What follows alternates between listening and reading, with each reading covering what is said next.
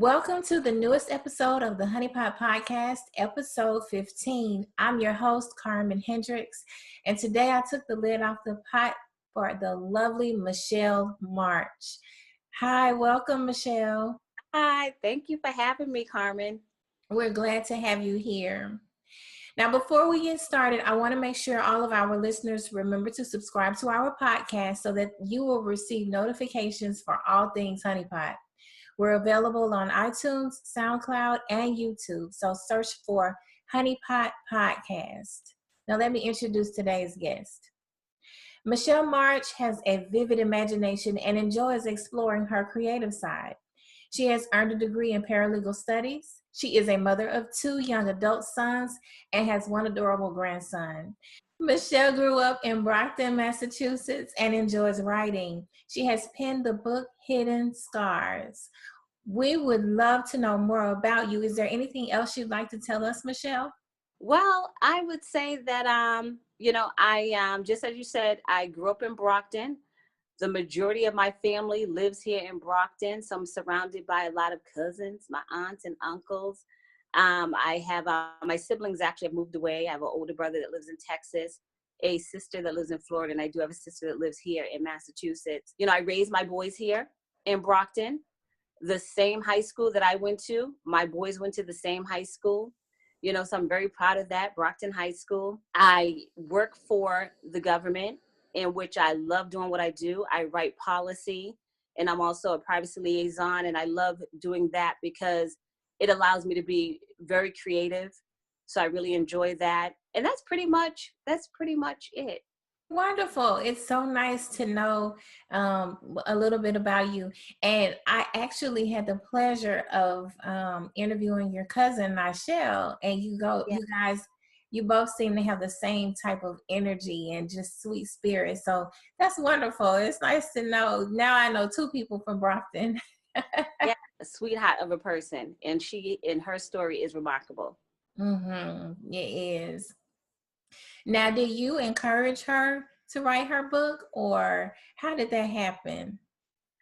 Well, it's funny because because we actually have another cousin who wrote a book in February. She had released her book, I believe it was in February.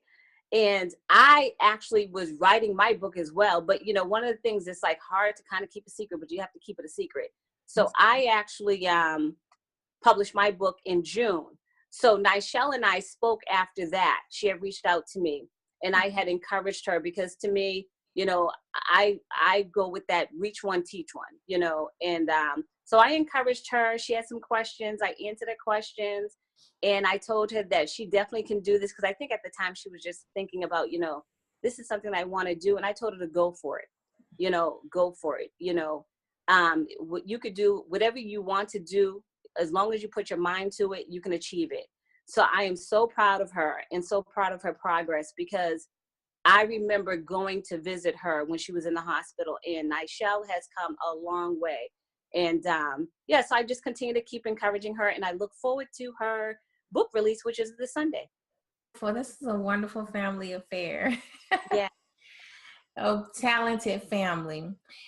So let's get into your book, Hidden Scars. Now, you have a lot of readers who are waiting for part 2 to come out. So you've got to tell us, what is this book about? We want to know more about this book and the character Grace Johnson. Okay. All right. So my book, Hidden Scars, is about a 19-year-old young lady who experiences 2 traumatic events on the very same day. So she's learning how to push past her pain without the one person that can really help her through. But then there's going to be a shocking secret amongst the family that's going to put them at odds, and it may just cost one of them the ultimate price. So when I was writing my book, at first, I will be honest, Carmen, I was all over the place. When I first started writing my manuscript, I showed it to my sons, and, they gave me their honest feedback. But then when I went back to the drawing board, I just more or less like the heavens opened, and I just started writing and came up with this story. And I wanted to write something that people could learn from.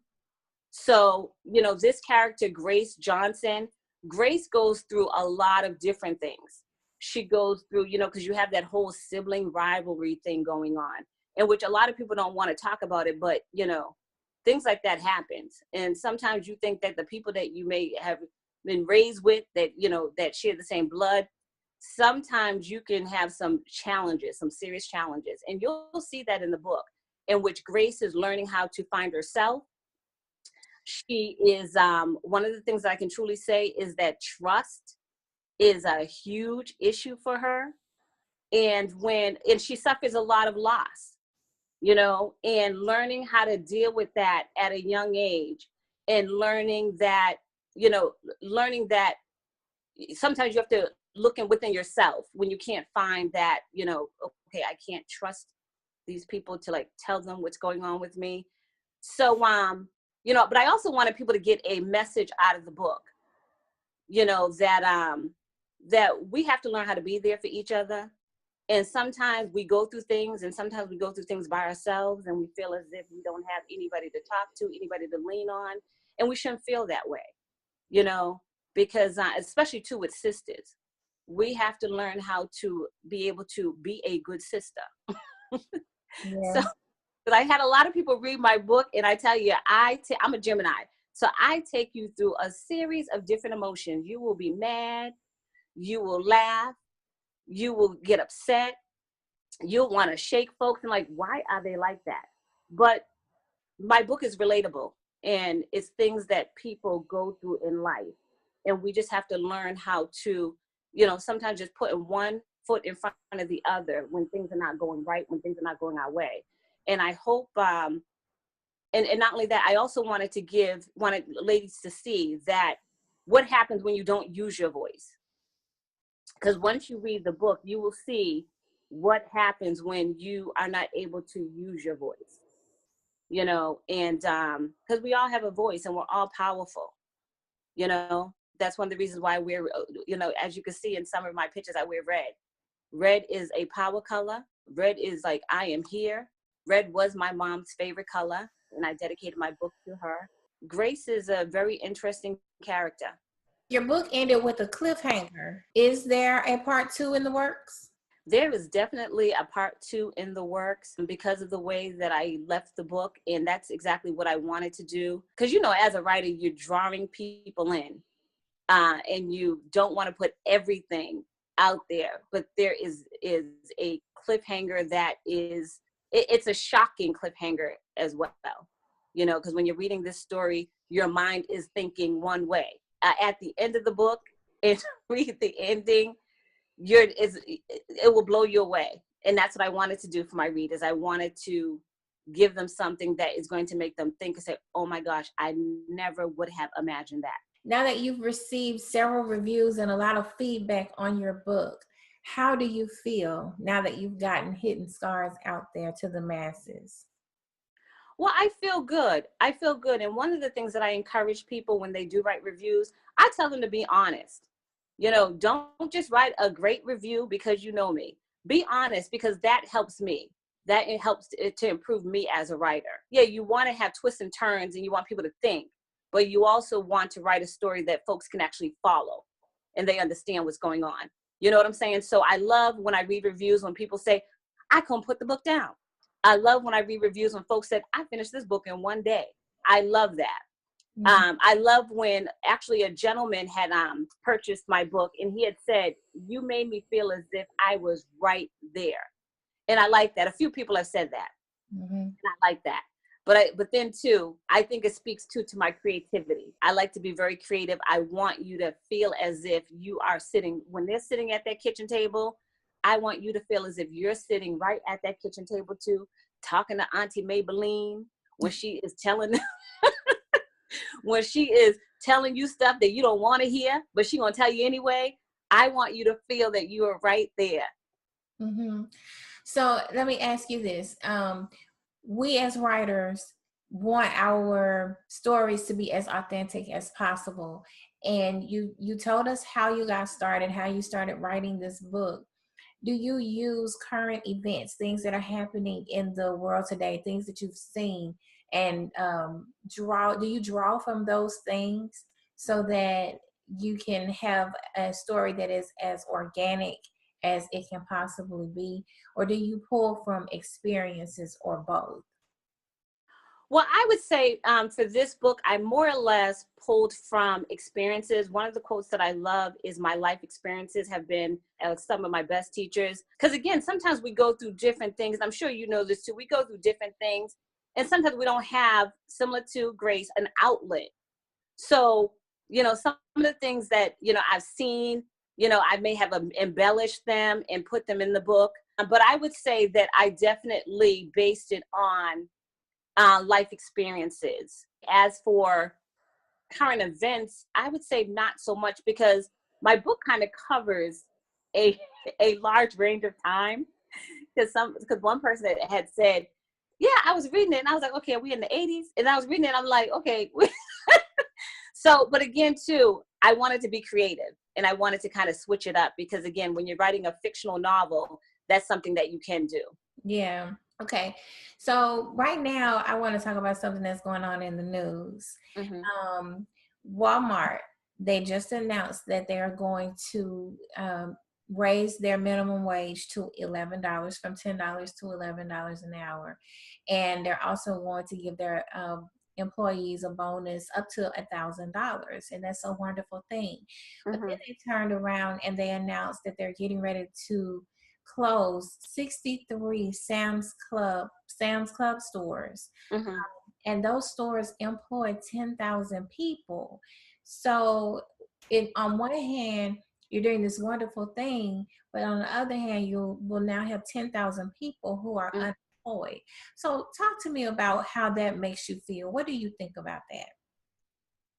Well, I used to work for a company. I was there for 19 and a half years. And, even though I had some great times there, I worked remote for 12 of those years. And I think that that was great, especially raising my kids. But I think sometimes companies don't look at the individual, they look at the profit margin, which is very sad, because again, even though yes, you're raising the minimum wage, but yet and still you now have people that are losing their jobs.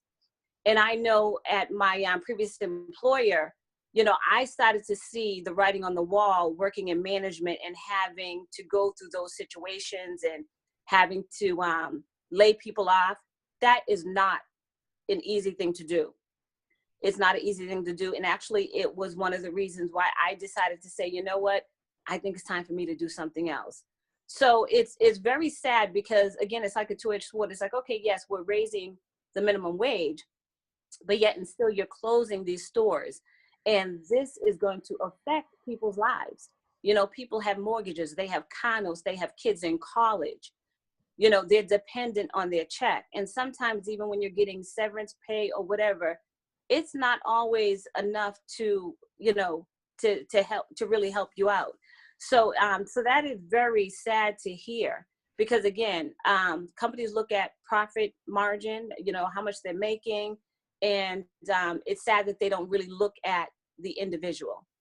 And I know some of these people that actually recently the same company just had a layoff. And it was very disheartening to even see, because some of them posted things on Facebook. It was very disheartening to see them say, you know what, wow, I've been here for 20 years, 25 years, and now you are left to start over, in your 40s and your 50s and your 60s. Things have changed a lot, even when it comes to looking for a job. So again, that's great that they are raising the minimum wage, but it's just sad that at the same time you're closing stores and you're affecting people's livelihood. I can relate to that because I worked for an organization for almost for 12 years. Hmm. And I too was in management. And they started talking, like you said, the writing was on the wall. They started talking about, oh, we're moving towards 2020. We want to make sure that you have all of these certifications, these network skills, because we want to become a technology company. We want to move away from what we are now and be known as a technology company. And they bombarded us with all of this training that they wanted us to do. Hmm. And that was a way for them to start eliminating people because they knew that people were not going to do the training. Okay, well, I did my training. I actually did it before the deadline. Mm-hmm. Then it was, okay, well, now we're going to start changing titles and we're going to consolidate. And the whole point in doing this is so that we can make sure that we're paying you on a pay scale that is similar to the market, you know. So we're going to start changing titles. So now you have to learn this. And so I learned the new skill set. Mm-hmm. So then it was, okay, now we're going to start consolidating because we want to start pushing customers towards self-service, you know, Mm-hmm. not necessarily being so reliant on having a person there, you know, for them. Even though that was what was written in the customer's contract, we want to start pushing them towards self-service. So then it was, we're going to start using the metrics for the end of the year review. That's going to be one of those things. Are your customers using self-service? So like you said, the writings, they're on the wall. It's just a matter of whether or not you look at it. But when you start giving managers the role to eliminate people, Mm-hmm. and you start consolidating, and then you have people that they've had working under them for 5, 10, 15 years, and you bring Right. somebody new to their team, who do you think is going to go? That's what happened to me. I was moved to a new manager. She didn't know me, didn't want to know me, didn't try to get to know me. It didn't matter what I did. She always had something to say. We would be on conference calls with the team. She would just go in on me for no reason. But I had done all my training. I did everything I was supposed to do. I learned a new skill set. I was always on top of it. And at the end of the year, I met all of my metrics. Mm-hmm. She went so far. And not only did I meet, but I exceeded. Mm-hmm. She went so far as to basically lie on my review. But I'm that person that I keep everything. I Mm-hmm. email, I keep, you know, especially email. I like to communicate via email because I like to be able to go back and say, okay, this is Right. something that was told, you know, whatever. And so I had some emails from her to prove that it was a lie. And it was like, it really didn't matter because she was trying to find some reason to justify letting me go. And really, it didn't make business sense because when you look at me, my tenure, even though I had been there for 12 years, there were people that were on the team that had been there for 30, you know, Mm-hmm. and I had people that were on my team that were making tens of thousands of dollars more than me. I was actually the lowest paid on the team. So it didn't Mm-hmm. make business sense for her to let me go, but it made sense to her in her mind to let me go because she didn't know me and didn't want to know me. She wanted to keep her team. And that's what she's done. Every time they move new people to her, under her, Mm-hmm. because I still keep in contact with a lot of them. I let them know to be careful Mm-hmm. and to start looking. You know, I hate to put it that way, but be careful. But everybody that they have moved under her has been terminated. Mm-hmm. And so they're, you know, the company made the statement that they want to get rid of 50% of their workforce, and they're Mm-hmm. doing everything they can to honor that commitment because what they're trying to do is they're trying to make it good for their board of directors. But what I think companies don't understand is that when you let go of all of your experience, all of the people who have experience, and you do it especially when you do it the wrong way, it's going to come back to bite you. Mm-hmm. This company has several systems, different systems for different things that people have expertise in using, and they've let all of those people go. Mm-hmm. So what are you going to do when you no longer have that expertise and you need it? So now you're going to have to go back and ask those people to come back. Do you think they're going to come back for the same pay? No, no. Right. And I do want to say too, with a lot of companies and with this particular company, they outsource a lot of their work. And you know, it's kind of disheartening to see because you have folks here that have been committed to the company for years, and then you have them train other folks, you know, in different countries to perform the tasks that they're doing, and then you more or less lay off the folks that have been dedicated, because a lot of times too, companies look at, okay, well, this is cheaper labor, so we will lay them off. You know what I'm saying? Because again, companies have to start looking at people as individuals and not just looking at them as, they're just here just to do the work. If we can get somebody else to do the work, if we can outsource this and save some money, and I know people, again, still there that every day, because what happens is, it seems like pressure is put on the managers, because I know in my case, it was not my idea to say, okay, I need to let this person go. So a lot of this is done at a higher level, and you're more or less like stuck in the middle, like, okay, so what, this person's going to be like leaving the team. It's just unfortunate. But that's what a lot of companies are doing, is that in this particular company is one that outsources a lot of their work. And then the folks that have been dedicated, that have been here for 20, 30 years, are the ones that they will let go after they train the other folks. Yeah, that's what. Which is that. Yeah, that's what most of them are doing. And it is sad, Mm-hmm. Hopefully those things will change and things will turn around. But for right now, you and we're in the business of writing and inspiring others. Mm-hmm. So tell me, what does 2018 have in store for Michelle Marsh? Well, so much has happened. I'm telling you, this past year has just been like a whirlwind. And, last year, I did the book and got some great, engagements and have met so many different people. But this year, I really want to give back. So some of the things that I want to do, that I have in my head, as you said earlier, even like with my cousins, collaborate with my cousins and do different things with them, because of the fact that my book deals with a young lady who doesn't have a voice, talking to young ladies. A few people have approached me about speaking engagements, coming in, talking to the young people. And so I definitely want to get into doing things like that. Just as I said, and I encouraged the young people at my launch last June, I said to them, as they sat in the room, I am from Brockton, just like you are. I have walked the same streets that you've walked.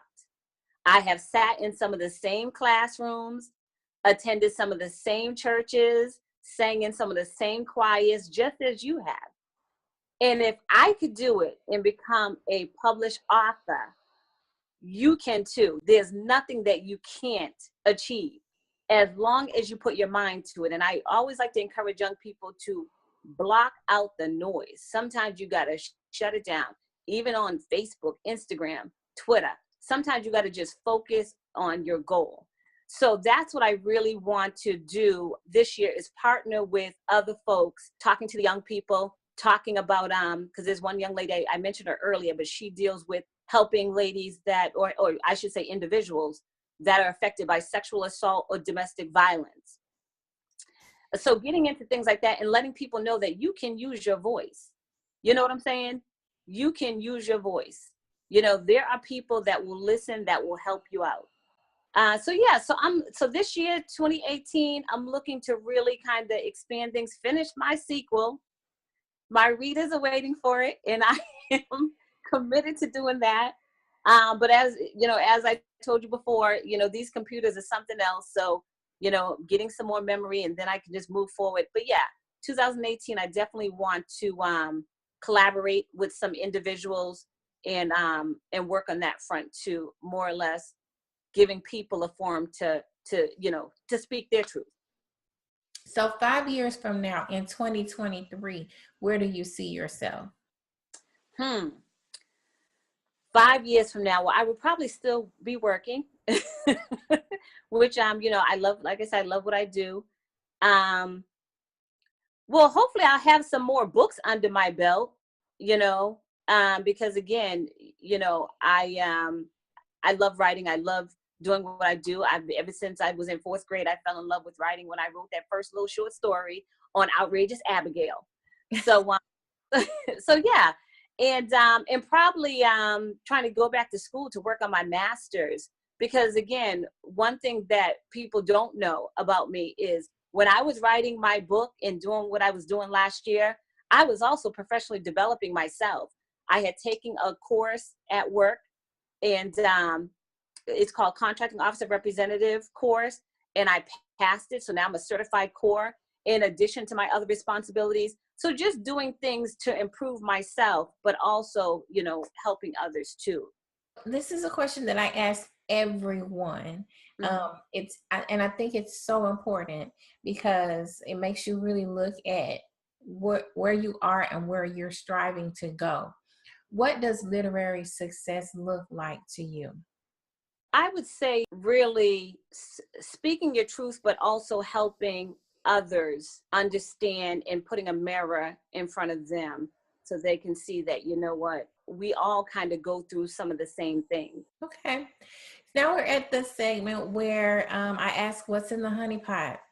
And this is where I want to know what inspires you. What is the music that's in your music playlist that inspires you that you're listening to right now?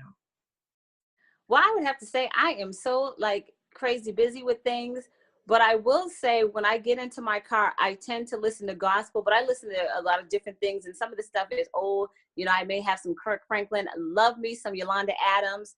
So, you know, I try to, you know, go back. So yeah, I listen to I listen to gospel a lot because especially every day when I go to work, there's a song, it's called, I think, I Truly Love You. And I listen to that because it speaks to me and it lets me know that, you know what, Michelle, no matter what you go through, God loves you. You know what I'm saying? And he is there, you know, because again, I've been through a lot of stuff in my life. I've lost both of my parents, you know, and being the youngest child out of four, you know what I'm saying? It's been a lot, and survived a divorce, you know, raised two young men who, you know, I am so blessed that they are doing well and they are achieving their goals.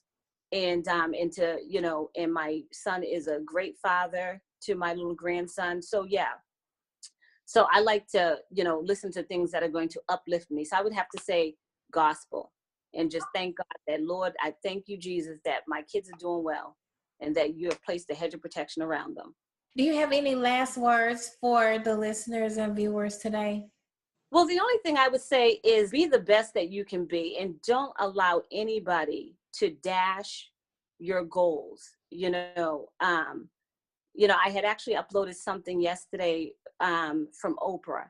And sometimes we have to just, you know, sometimes people will suck the life out of you and you can't allow that. You have to just, sometimes you just have to do you and you have to focus on you. I attended a conference last weekend. It's called a Maven's World Conference. And it was a host of Black women coming together to encourage and empower each other. And the theme was Year of Action. And one of the ladies there, I believe her name was Linda Wells, she's a wellness coach. And she said something that I think is very important, especially when it comes to us women.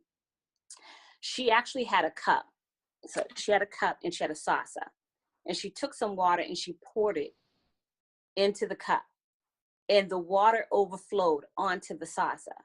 And she had said that, you know, we as women, we have to realize that, you know what, we shouldn't give people from what's in the cup because we need to really give to ourselves.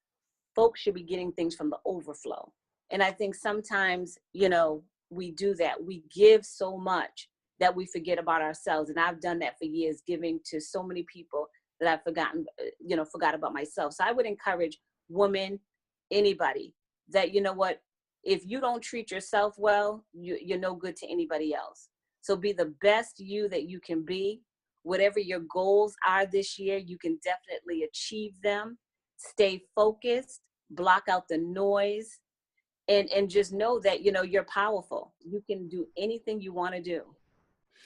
So tell people where they can find you on social media and any websites where they can find you.